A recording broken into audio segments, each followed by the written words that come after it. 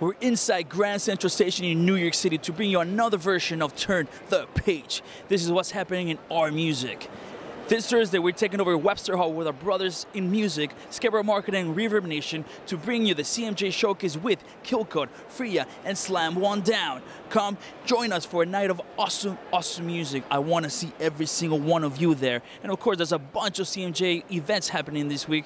Make sure you come out, enjoy it. You know, music is alive and well. Legendary heavy metal icons Black Sabbath announced last year they're going to be coming back to our music scene via a new album and a global tour. That global tour came to a halt after we all found out that Tony Iommi had cancer. The recovery for Iommi is going very smooth according to Ozzy. He already recorded 15 songs actually in England before they moved into LA because of course once your bandmate is injured or hurt, you know, kind of make arrangements to make sure everything fits better for that person. And we gotta commend the Black Sabbath camp for that. But hey, again, they have already recorded 15 songs on the guitar by Iommi. Right now, they're recording vocals with Ozzy Osbourne, of course. Rick Rubin is the producer of the entire thing. And you're wondering, hey, what's going to happen with those 15 songs? Well, 12 of those songs are going to be part of the record.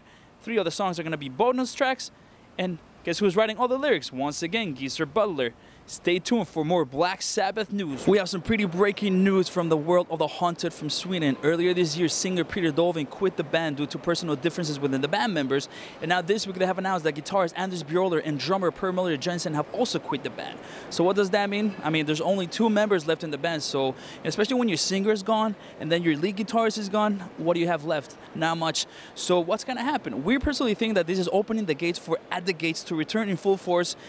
Singer Thomas Lindberg earlier this week said that he's open to coming back with the band, doing some new stuff with the band. They're going to be doing some shows, and we want to bring them to the Summer Slaughter Tour for next year. So sign our petition is online right now. Earlier this week, Lamb of God's Randy Blythe was spotted at the Sirius XM radio studios here in New York City.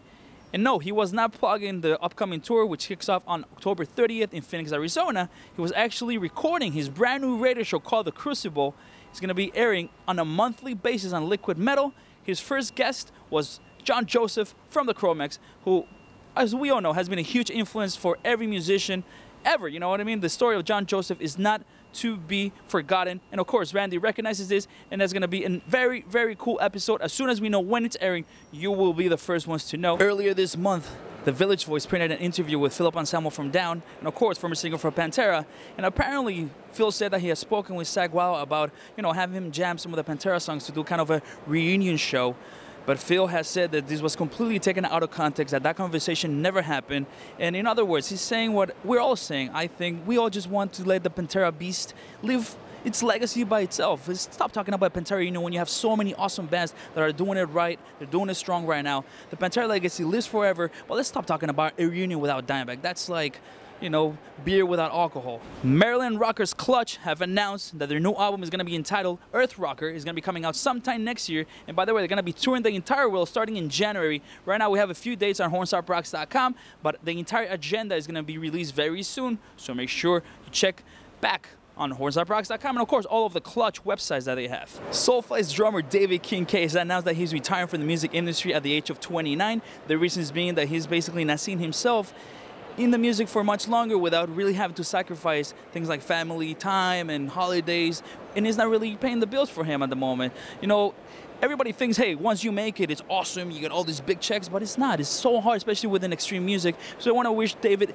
the very best. He's going to be finishing the tour with Soulfly. They have 3 shows coming up in Malaysia, Indonesia, and Thailand on the 20th, 21st, and 23rd of October. Let's support David. I want to wish him all the best, and thank you for all those years of bringing us amazing music through Borknagar and, of course, Soulfly.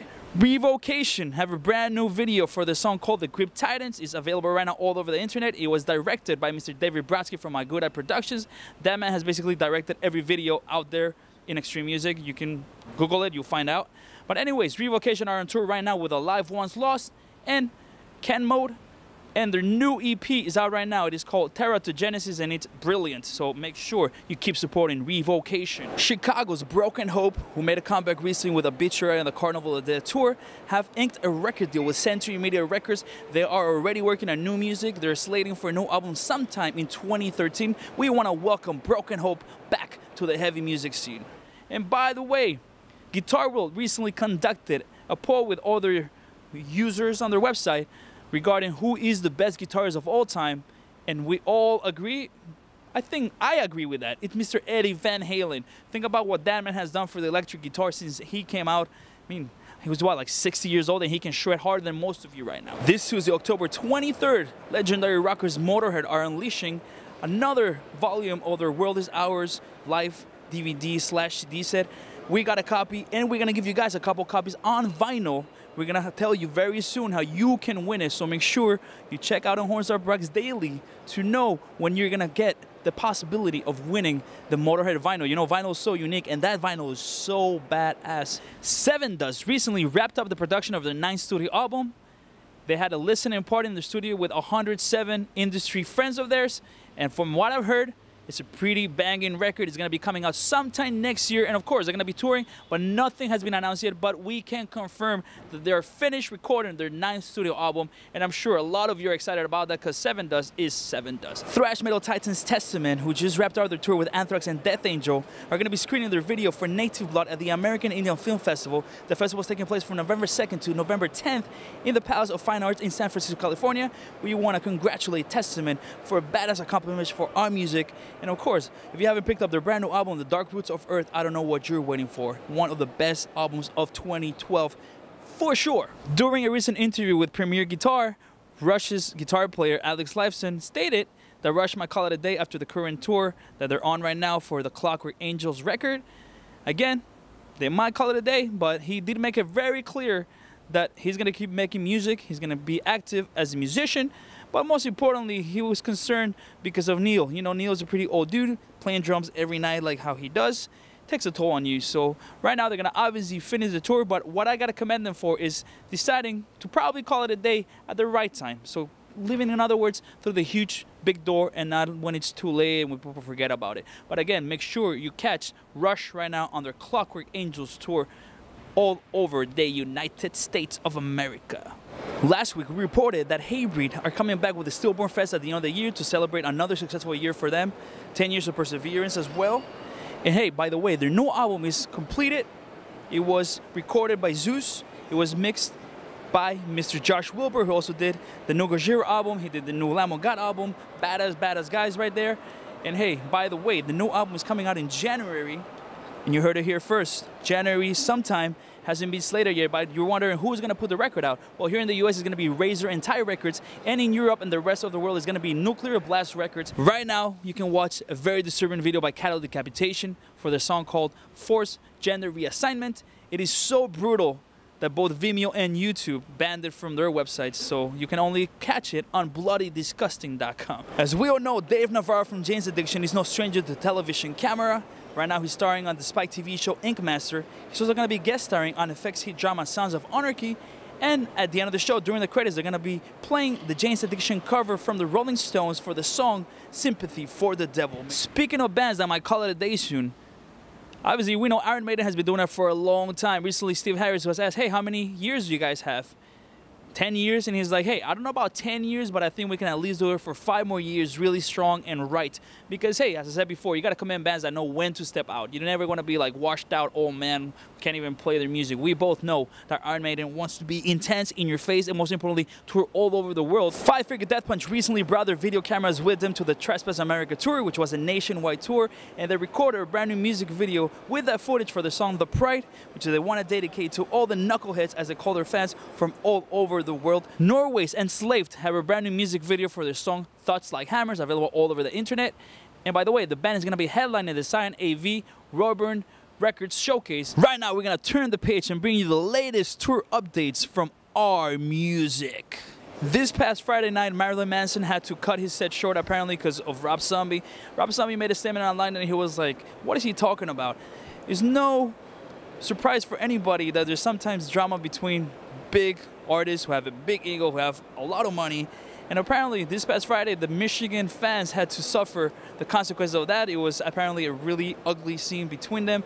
No fist fights or anything like that, but just the fact that one artist cuts the set short because of the other artist, supposedly, just puts a huge dent on the Twins of Evil tour, which is happening right now.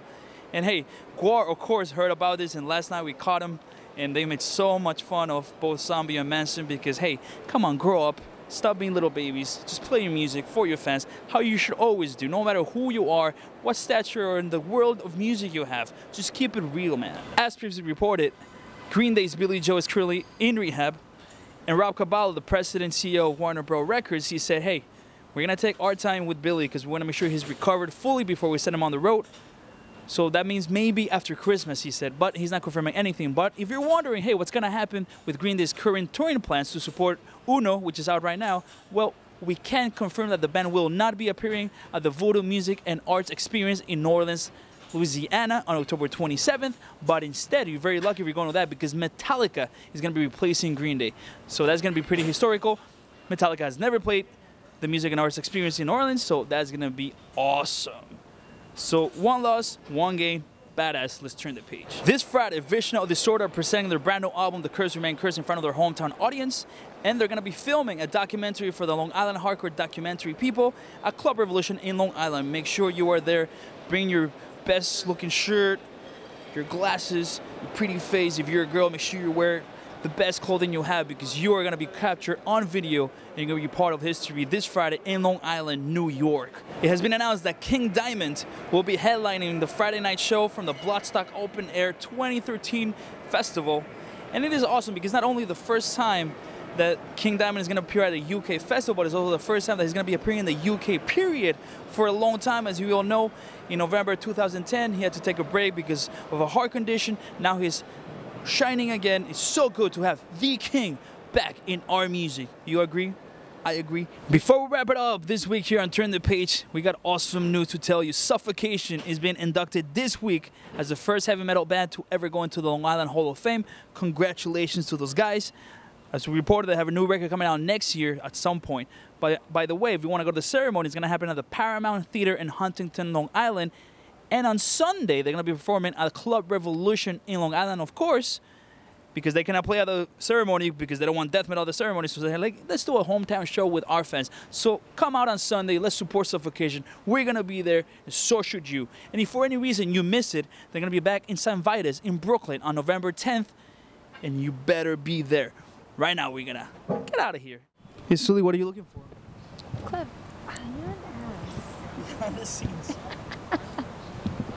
Why are you hiding from me? You can't. Cut it out. I have a hoodie on too, dude.